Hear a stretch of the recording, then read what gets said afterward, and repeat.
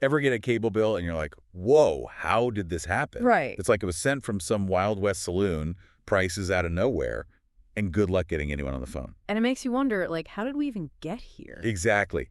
So today, we're going deep into the wild world of cable.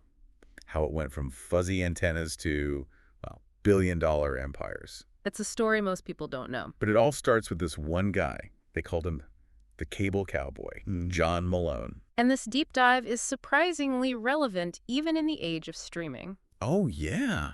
How so? Because we're talking about the foundation of how we get information. Those deals, decades old, they still shape what we watch today. It's true. You don't think about it until the bill shows up. But, all right, to understand this whole world, we're cracking open Cable Cowboy, John Malone, and the Rise of the Modern Cable Business. By Mark Robichaux, right? Yeah, great book. It's like the insider's guide to an industry most of us just experience as a monthly bill. Published back in 2002, but it gets into the personalities, the big moments, fascinating stuff.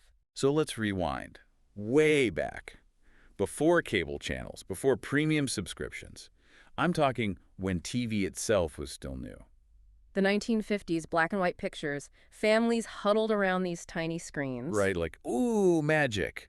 But I bet not everyone felt that magic. Especially in rural areas, getting a signal out there, forget about it. Huge challenge. So that's where cable comes in, to solve that problem. Exactly. Not some tech genius, but a cottonseed salesman, Bob Magnus. Cottonseed? Seriously, that's the least tech origin story ever.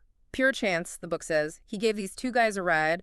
Turned out they were installing these community antenna systems. CATV. That's the one, basically stringing cable to grab those distant signals, pipe them into homes. So the original cable guys were just trying to get a clear picture. Exactly. It was scrappy, like a Wild West kind of business. Climbing poles, laying cable, all for some fuzzy entertainment. Risk takers, these guys. And Magnus, he was right there with his company, TCI. Which, spoiler alert, becomes a giant.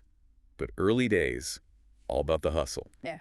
Totally. Intense competition, battling for subscribers, for those agreements with local towns. Franchises. Yeah, those. And they realized early on, cable had this weird financial advantage. Besides people paying for, well, not always great reception. Great. Beyond that, building a system, expensive up front, but once it's running, cash flow's amazing.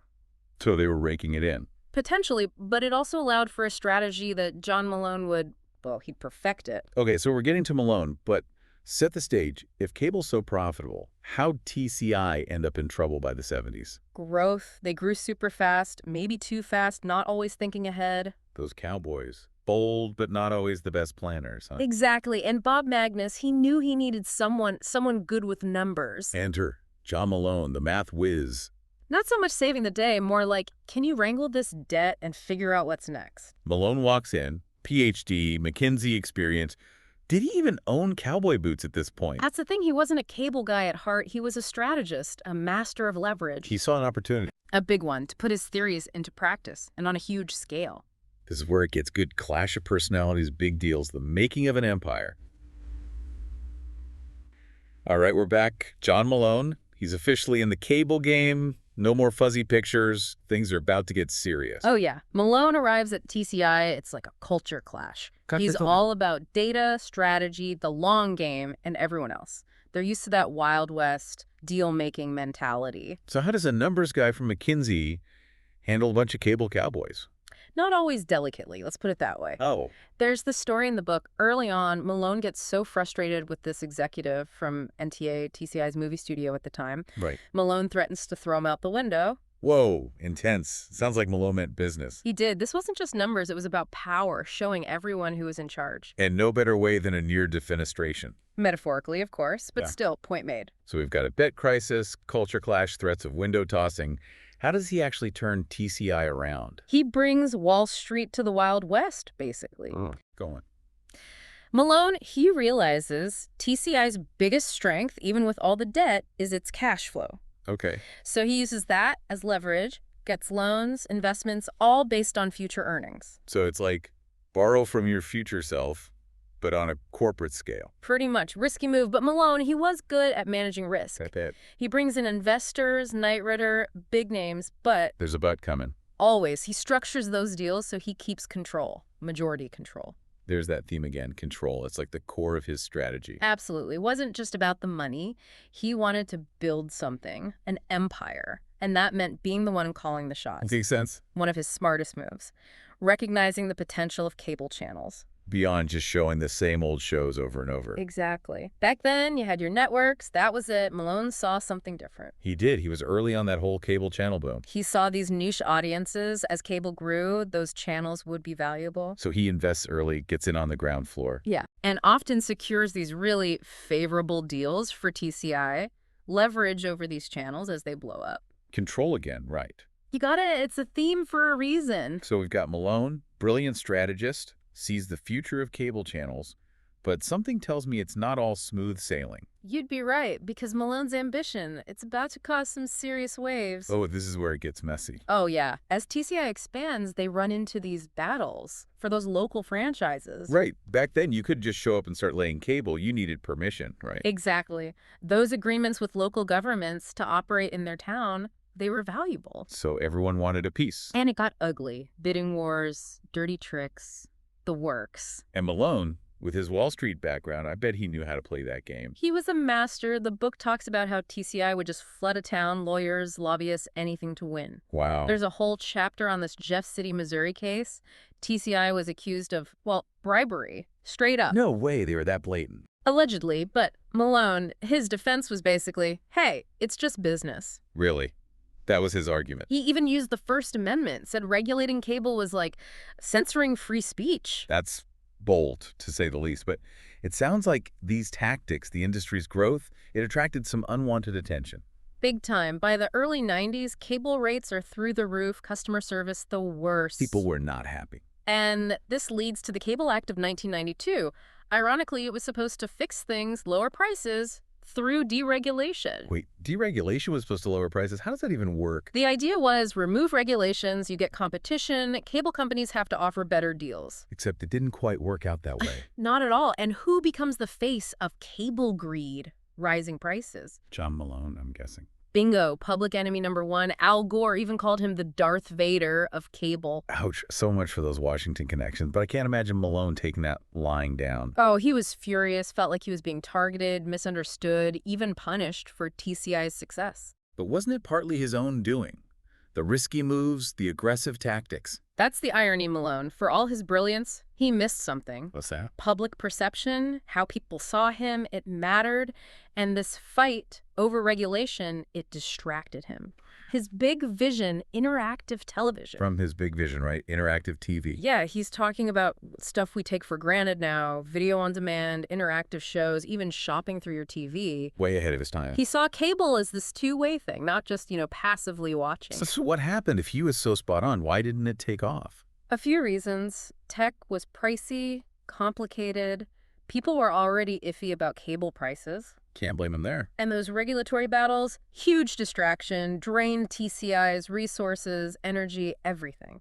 So after all that, building this empire, fighting the government, pushing for the future, what does Malone do? 1999, he makes a move, shakes up the whole industry. Okay. He sells TCI to AT&T for, get this, $54 billion. Whoa, that's winning the game, right? Oh, it was strategic. Malone, he's playing chess, always thinking ahead. Go on. He knew cable was changing, getting bigger, consolidation was the future. And AT&T, they were the big fish. Deep pockets, the perfect partner, at least on paper. But he didn't just, ride off into the sunset with his billions. Malone, never, remember that control thing, always there.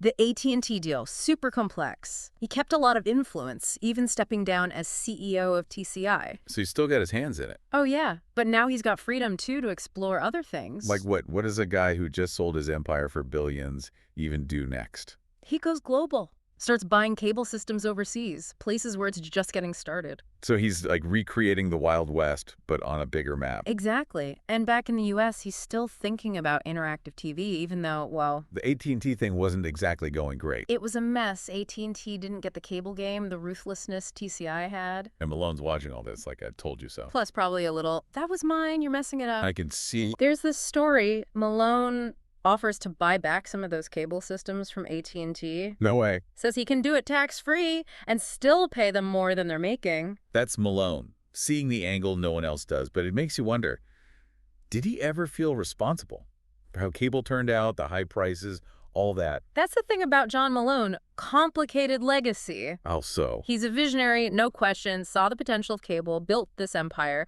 but There's always a but.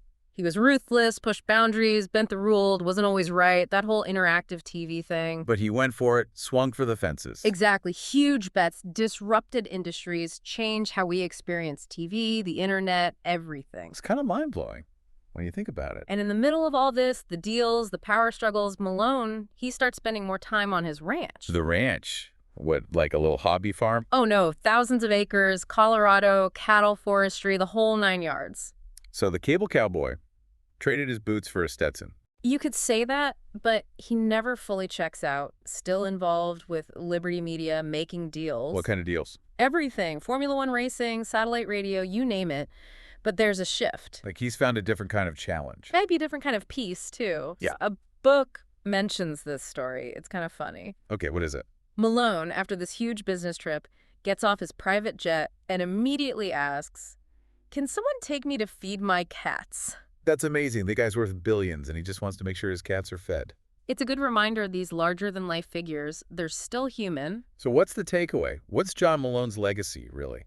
Complicated, he shaped how we consume entertainment, information, no doubt. But There's always a but with Malone. innovation, it often comes with a cost. He's brilliant, shrewd, a paradox, really. The cable cowboy, the Darth Vader of cable, and the guy who just wants to feed his cats. And that's the story Mark Robichaux tells in Cable Cowboy. It's wild, and it makes you think, all those wires, those deals, they're still shaping our world. They really are. Even if you've never heard of John Malone, his fingerprints are all over how we experience media today. It's true. So next time you're streaming something, remember the cable cowboy. His story's probably playing out on your screen. And if you want the full story, definitely check out Cable Cowboy. It's a wild ride. Absolutely. Thanks for taking this deep dive with us, and we'll see you next time.